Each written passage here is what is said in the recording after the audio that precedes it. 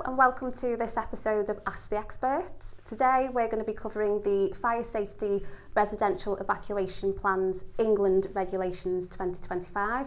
Yes, it's a bit of a mouthful. And basically this is around the our PEEPs, which we'll get into a bit more detail. I'm Letrice Thomas, I'm Head of Knowledge and Insight at Pennington Choices, and I'm joined by my colleague Stu. Hi, I'm Stewart Kerr and I'm a Principal Consultant here at Pennington Choices. So the new guidance, it's very interesting, and it's something that I think we know that has been coming down the line ever since Grenfell. It was first introduced as part of something that Hackett came out with as part of her report, and following the EEIS Plus consultation, this is one of the things that now we're going to be adopting, and it's the information came out in July, and the regulations will hit on the 6th of April 2026. Yeah, so I think it's been a long time coming since obviously Dame Judith Hackett's first initial report after the Grenfell Tower fire, then the phase 1 inquiry recommendations where it was kind of cemented, and then as you say, Stu, there was back and forth with another consultation around what should actually happen, and finally now we've got the result of that, so we're going to get into some of the detail of that today. So shall we talk about what buildings will be included within the regulations? So these regulations will be for any building over 11 metres that has a simultaneous evacuation strategy, and all 18 metre plus buildings within England. The regulations do not apply to Wales because they are going through, or Scotland in that fact, because they have separate ways of carrying out their legislation.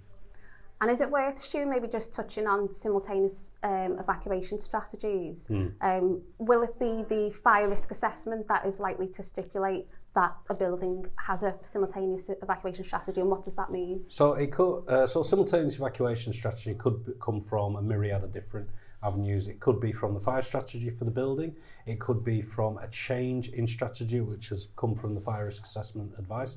It could also be from information received from the fire and rescue services as well, or London Fire Brigade for the London centric areas.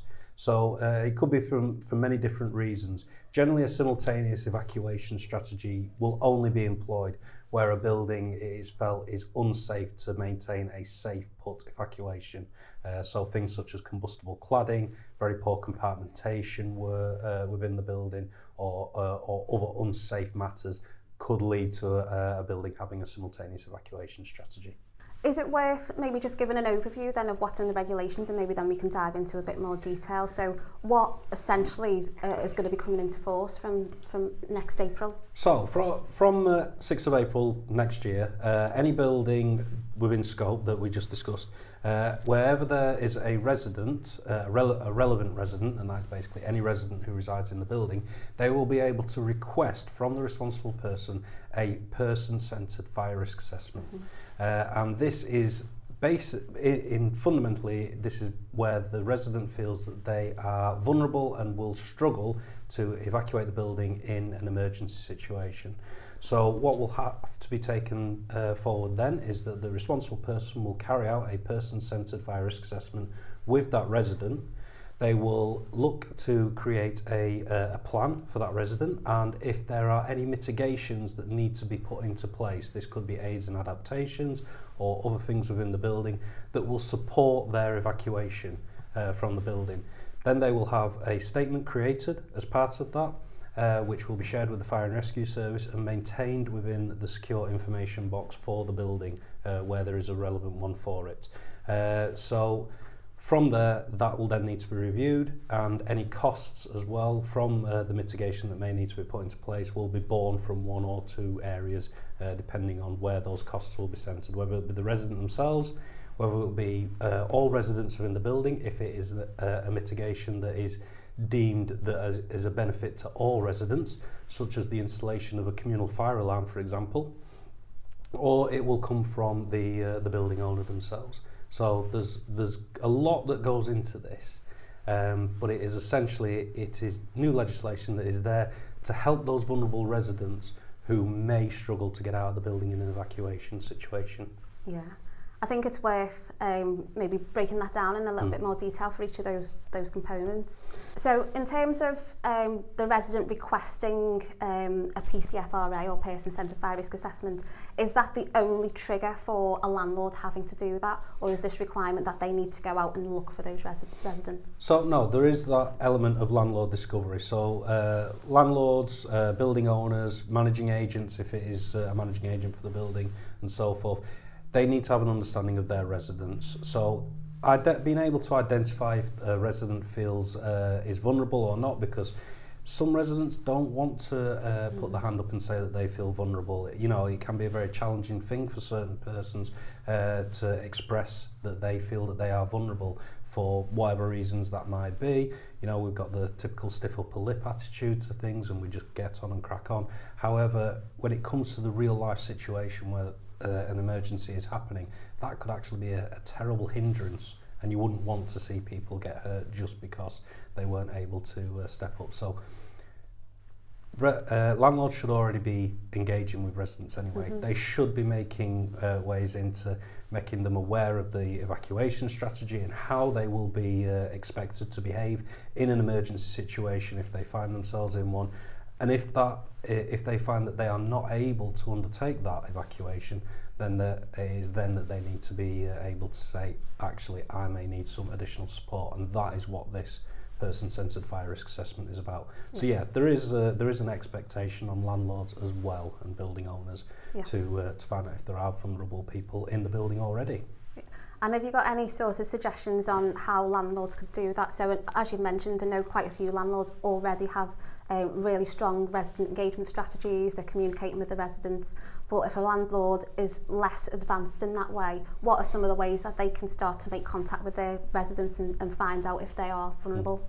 It's all about making them aware in the first place and making sure that they have those lines of communication, that residents feel empowered to be able to speak to their landlords, their building owners about their vulnerabilities in these situations and not feel like it is a hindrance to their tenure within the building as well, in the fact that this is something that needs to be addressed. It is there as a supportive measure, and it is not there as being something to say, well, this person has a vulnerability, do we want them to be here in this building? It's nothing to do with that. It is there as support for those emergency situations. So let's say then the landlord has managed to, or the responsible person has managed to get in contact with a resident who they've identified that is potentially vulnerable. How do they go about that person-centred fire risk assessment process? What are the things that they need to consider? Who does the person-centred fire risk assessment? Yeah, so there is the toolkit which has been provided as a way of being able to support, and there are checklists as well which are already out there. London Fire Brigade has got one that I know that has been adopted by numerous organisations. Who undertakes the person-centred fire risk assessment is purely organisational. They will determine who are the best people. I know that in certain organisations it's on the housing managers because they are the most front-facing. Where the organisation has much less of that resource, it will be someone else who has that particular job role within there, so that they can go into the resident's property with the checklist and using all of the ability that they have in terms of being able to understand what the vulnerabilities are, understand what the mitigations that are going to be required, how that plan will work in reality and so forth, is what they will do. But the key to all of this is consent. You must always have consent of the resident. If the resident removes consent at any point throughout the whole of this process, you must stop because that is exactly prescribed in the regulations. So even though a resident, you can clearly say you may be vulnerable, if they do not provide consent, you cannot do anything further in terms of these regulations. Okay. So let's say then we've got a resident that's identified themselves, they do give consent for the person-centred fire risk assessment to be undertaken. Housing officer goes out, delivers the assessment, and then says, actually, I think this person is in a vulnerable situation, they might struggle to evacuate in the event of a fire. What would be the next steps for... The next steps within that would be creating the plan. and making sure that there is a statement created for that plan, which is shared with the fire risk assessment, with the fire and rescue service, and provided in the secure information box, as I mentioned previously. And it is all about then what mitigation is required, and are there going to be costs created. It could be as simple as there is a refuge area within the building that the person gets themselves to in an emergency situation that the fire and rescue service can be aware of, so that they know where to go to get that person if there was that situation required it. But where there are things that require costs, it is then going to make sure that they are proportional to the risk identified. This is not about suddenly installing sprinklers all over the place and fire alarms and and things such as that because of the vulnerabilities of one resident, because clearly that would not be a proportional response, not in most cases anyway. So whatever the mitigation is then going to be the determination of, well, where does this cost lie? Is it purely for that one resident? Is the resident able to pay for it, or are they going to be able to pay for it over a period of time? Is it something that, as the organisation, we will support the resident with and we will pay for it? Or is it something that will benefit the whole of the building itself, in which case there is also within the regulations where you can say we're actually going to apportion this cost over all of the residents. And in certain circumstances there is grant funding available for certain mitigations, which can be got through by applying to the whichever grant it may be. So there are always ways and means for how this can be apportioned up. But once that's all done, the person-centred fire risk assessment, the statement, that is all prepared and documented. You need to make sure you've got a good, robust documentation process for this that has all the applicable GDPR rules and regulations that apply to it that are governed to in this country, particularly where you are seeking any medical advice or anything that is very sensitive and pertinent to that individual themselves, to make sure that that is all captured, and then having your cyclical review process. Now, it is at least every 12 months that you need to review these. They can be reviewed sooner for whatever reason it might be. It might be a change in circumstance, it might be a change in the person that is supporting that person, that has that authority to act, because they can also be included in the person-centred fire risk assessment.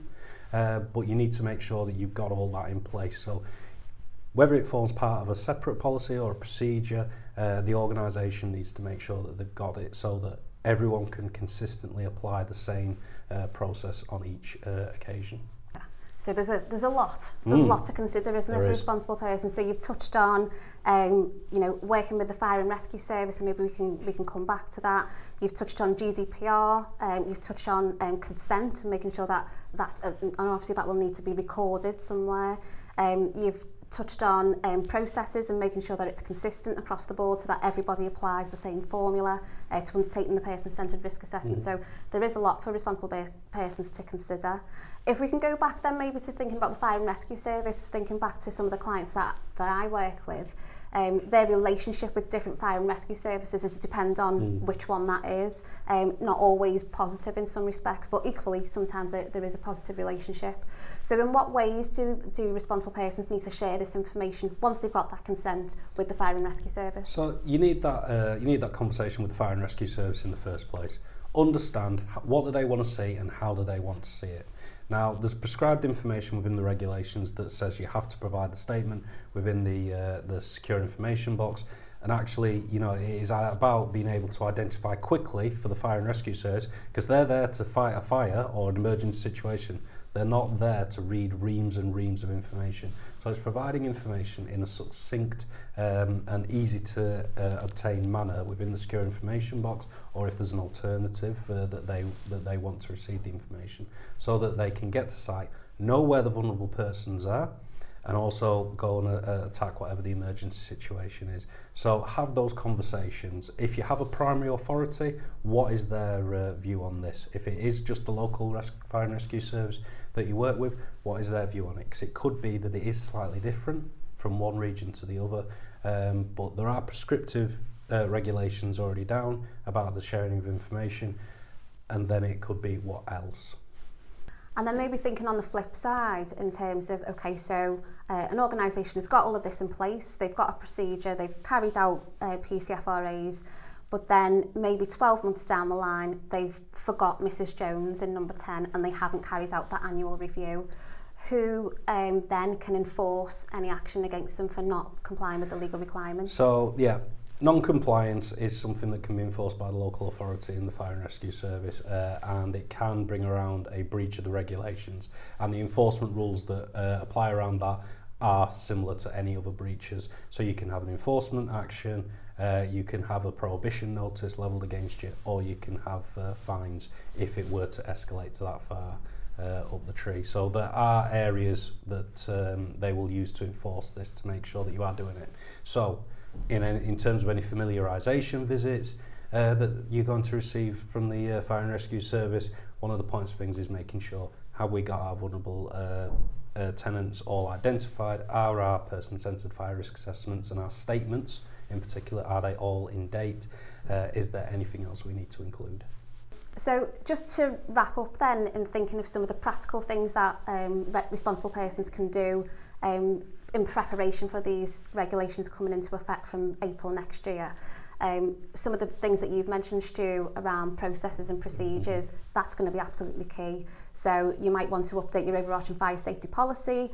You might want to make sure you've got a designated procedure that just covers residential PEEPs and the whole process end to end. Making sure that roles and responsibilities are clearly defined, and that actually if you are tasking housing officers with doing a person-centred fire risk assessment, that you can demonstrate that they know and understand what is required, and offer some kind of form of training. Would you agree? Yeah, absolutely. And the training is something that we've done with a number of clients as well, making sure that they're aware of the complexities, because it's a conversation with a resident. It is not a formalised assessment in other ways that may be undertaken. So it's making sure that the person carrying out the assessment is comfortable in doing so, because it is new, it is something, and you are going to be speaking to people about their vulnerabilities, which not necessarily they want to talk about at all times. And let's not forget, some vulnerabilities may only ever be temporary, but that doesn't stop them from having a person-centred fire risk assessment, even if it is just that they've broken their ankle, because that is just as limiting as, say, somebody who is wheelchair bound. Yeah. So again, responsible persons, landlords are going to need to be sensitive to the needs of residents, make sure the communication is there as well. And the key thing for me, the final thing for me is data. So how do you record your PCFRAs? Where do you record it? How do you know that an annual review is ready? How do you record the consent? Because obviously that's a real key one. And then ultimately, you know, if you're in a position where it comes into question whether you've complied with the legislation, you're going to need to have evidence of that. So data is absolutely key. Absolutely. And the last thing for me is, don't wait till the 6th of April. Get this in place now. Start looking to understand what your process is going to be for this and identifying who's going to be undertaking this, because from the 6th of April, it is the law.